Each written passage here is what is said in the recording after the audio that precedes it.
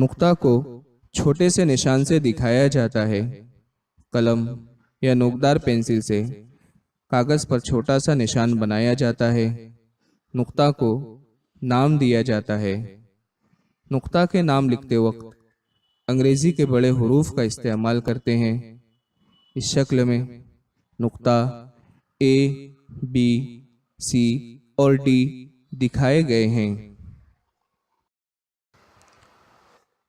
कतई खत और खत। कागज पर ए और बी दो नुकात लीजिए, इन्हें नापपट्टी की मदद से मिलाइए। हमें ए बी एक सीधी लकीर मिलती है। क्या ये लकीर ए और बी की जानिब आगे बढ़ाई जा सकती है? कागज जितना बड़ा हो, ये इतनी ही दोनों सिमतों में बढ़ाई जा सकती है। हमारी बनाई हुई पहली लकीर ए से बी तक ही थी। वो लकीर इस नए खत का टुकड़ा यानी कतई खत है। हम ऐसा तस्वुर करेंगे कि ये लकीर नुक्ता ए और बी से दोनों जानिब लामहदूद बढ़ाई जा सकती है। ऐसी शक्लों को खत कहते हैं। ऐसे खत को कागज पर दिखाते वक्त दोनों जानिब लामहदूद है तीर की नोक से दिखाते हैं। रियाजी में खत का मतलब मुस्तकीम खत होता है। शुआ। टॉर्च से निकलने वाली शुआएं एक जगह से निकलकर एक ही सिमत में आगे ही आगे जाती रहती हैं। शुआ खत का एक हिस्सा होती है। एक नुक्ता से शुरू होकर एक ही सिमत में आगे जाती रहती हैं। शुआ के शुरू के नुक्ता को इब्तदाई नुक्ता या मबदा कहते हैं।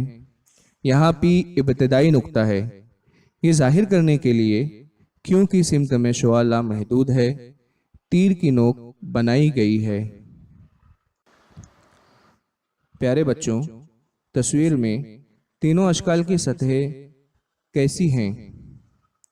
पहली दो अशकाल की सतह हमवार है, जो एक लामहदूद सतह का हिस्सा है। हमवार सतह को रियाजी की जबान में मुस्तवी कहते हैं। जब दो खत एक दूसरे को कता करते हैं तो उन्हें मुतकाते खुतूत कहते हैं। एक मुस्तवी में वाक़े एक दूसरे को कता ना करने वाले खुतूत को मुतवाज़ी खुतूत कहते हैं। जब दो खत एक दूसरे को कता करते हैं तो उन्हें मुतकाते खुतूत कहते हैं। जनवरी के महीने में शाम 7 बजे के बाद आसमान में मशरिक की सिमत में मर्ग नक्षत्र दिखाई देता है। बाद में वह आहिस्ता आहिस्ता आसमान में ऊपर होता जाता है। इस नक्षत्र में एक मुस्तकीम खत पर 3 तारे नजर आते हैं।